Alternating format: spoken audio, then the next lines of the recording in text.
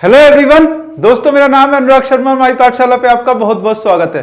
तो दोस्तों आज की इस वीडियो में हम बात करने वाले हैं कि सीजीएल 2024 प्रीलिम्स का रिजल्ट किस दिन आएगा। ठीक है, देखो आंसर की आई, अब सभी ने आपने आंसर अपने देख लिए है ना, क्वेश्चन देख लिए और ये देखा कि आपने कितने मार्क्स आपके बन रहे हैं। अपने मार्क्स देखने के बाद अब आपको यहाँ से अंदाजा लग गया होगा कि आपका प्रीलिम्स होने पाएगा या नहीं हो पाएगा। हाँ, बहुत से बच्चे 130 की लाइन में है जो कि डाउट में अब भी।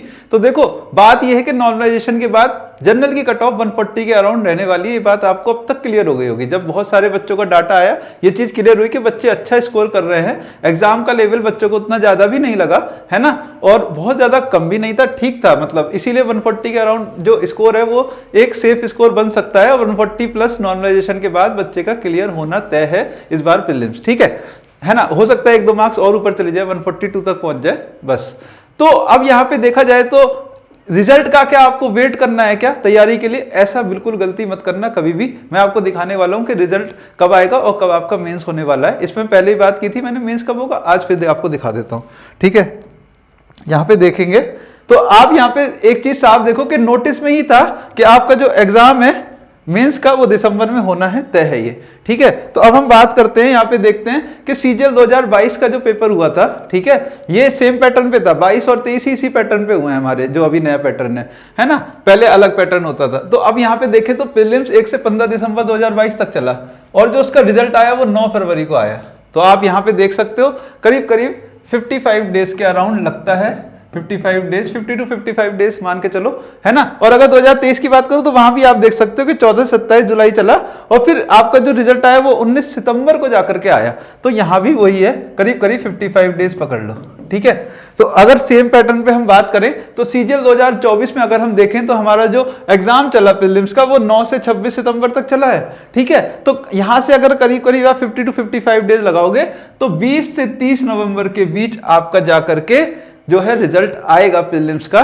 ठीक है, और जो मेंस एग्जाम है, मेंस एग्जाम आपका 15 से 30 दिसंबर के बीच में कभी भी हो जाएगा। ठीक है, तो आपको यहाँ पे ये नहीं सोचना है कि जब तक रिजल्ट आएगा तब तक वेट किया जाए मेरा प्रीलिम्स होगा या नहीं और फिर मैं तैयारी करूंगा या करूंगी। इस तरह की चीजें नहीं सोचनी है। अभी से तैयारी में अच्छे से लग जाओ। ठीक है, अभी तक अगर स्टार्ट नहीं की है, अभी तक अगर आप कट ऑफ वगैरह देखने में ज्यादा व्यस्त थे, है ना, तो अब लग जाओ, ठीक से लग जाओ। अब बात आती है कि जो 130 नंबर के अराउंड जो बच्चे हैं वो क्या करेंगे, है ना। जो डिलेमा में मैं आपको साफ साफ बोलूं कि आप मेंस की तैयारी करो। ठीक है, अच्छे से अगर आपने मेंस की तैयारी करी इतने दिनों में तो आपका लेवल बढ़ेगा ना तैयारी का, है ना, बढ़ेगा या नहीं। मेंस के अच्छे सवाल करोगे, मेंस के पुराने पेपर लगाओगे तो तैयारी का लेवल बढ़ेगा। फिर ये आपके लिए थोड़ा और इजी लगने लगेगा जब आप अच्छे लेवल के सवाल करोगे, जब सारी चीजें एक साथ खूब मेहनत करोगे, जीके जीएस में, मैथ्स में, इंग्लिश में, तो आपको जरूर आपका तैयारी का लेवल बढ़ना है ना। और वो आपको जरूर फायदा करेगा अगली बार के लिए अगर आपका किसी वजह से इस बार प्रीलिम्स नहीं होता है। और साथ साथ आप ये देखो कि बाकी एग्जाम्स भी आ रहे हैं,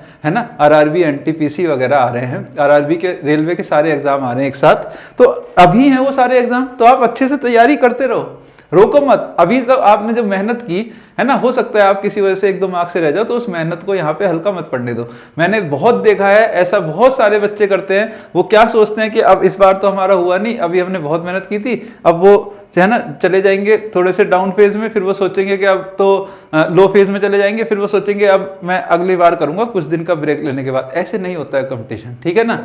ऐसे नहीं चलता है कि आप 2-3 महीने फिर ब्रेक में गए, फिर आपने वहीं से तैयारी स्टार्ट की। एक तो आप थोड़ा सा लेजी हुए, है ना, तैयारी जो करी थी उससे ही प्रैक्टिस आपकी कम हुई और फिर आपको दोबारा उतनी मेहनत करनी पड़ेगी। और फिर आप जब पहुंचोगे ना, मान लो, है ना, आप यहां से लो गए, अब लो जाने के बाद आप पहुंचोगे, दोबारा से स्टार्ट करोगे, यहां तक पहुंचने में ही वापस बहुत टाइम लग जाएगा। फिर आप यहां से तैयारी अपनी थोड़ी सी ऊपर उठा करके सोचोगे कि है ना कि मेरी तैयारी बहुत हो गई, है ना। हो सकता है अगली बार आप 150 तक पहुंचने लगो तो आपको लगेगा बहुत अच्छी तैयारी हो गई, लेकिन बहुत अच्छी तो नहीं है। अगर आप यहां से कंटिन्यू करोगे, कंटिन्यू करते करते करते करते आपकी तैयारी बहुत ऊपर चली जाएगी, है ना। इसीलिए अगर आप मेंस की तैयारी अच्छे से करोगे तो अगली बार आप ये दोगे तो 160-170 तक पहुंचोगे, है ना, बहुत इजीली। वो भी अगर आप कंटिन्यूटी बना के रखते हो तो कंटिन्यूसली तैयारी करते रहो, बिल्कुल भी मत सोचो, है ना। मेंस के जो एक्सपेक्टेड सेट है शाम को 7 बजे डेली कराता हूं, ठीक है। 30 क्वेश्चन से एक क्वेश्चन कम नहीं करते हैं वहां पे, सारे अच्छे सवाल करते हैं। अभी जो प्रीलिम्स के अच्छे सवाल आए हैं उनको ही हम वहां पे देख रहे हैं अभी, है ना। और सारे अच्छे अच्छे सवाल उसमें हम देख रहे हैं कि किस तरह से मेंस में कौन से सवाल हैं जो कि बहुत एक्सपेक्टेड है, पूछे जा सकते हैं, ठीक है। वो ज्यादातर हम बार बार रिपीट करते रहेंगे, सेम टाइप के क्वेश्चन को हम ज्यादा प्रैक्टिस करेंगे जो कि लेटेस्ट पैटर्न है। लेटेस्ट ट्रेंड को पकड़ के चलेंगे तो तैयारी अच्छी होगी और आने वाले साल के लिए भी तैयारी अच्छी होगी अगर लेटेस्ट ट्रेंड को अच्छे से पकड़ा है तो। टीसीएस पैटर्न को पकड़ो, टीसीएस पैटर्न को समझो, देखो कैलकुलेटिव सवाल कैसे बनाती है, आदत बनाओ, उनकी प्रैक्टिस में लाओ और फिर देखो आपको मेंस में कितना फायदा होता है और आने वाले सभी एग्जाम्स के लिए कितना फायदा होता है। ठीक है, तो इंपॉर्टेंट इन्फॉर्मेशन मुझे आप लोगों के साथ शेयर करनी थी। अगर आप माई पाठशाला से जुड़ना चाहते हो किसी भी तरह, है ना, या तो हमारे कंटेंट से रिलेटेड या फिर हमारे कोर्स से रिलेटेड कोई भी आपकी क्वेरी है तो इस नंबर पे फोन करके आप पूछ सकते हो। ठीक है, तो अब मैं अनुराग शर्मा आप लोगों से विदा लेता हूं। नमस्कार, जय हिंद।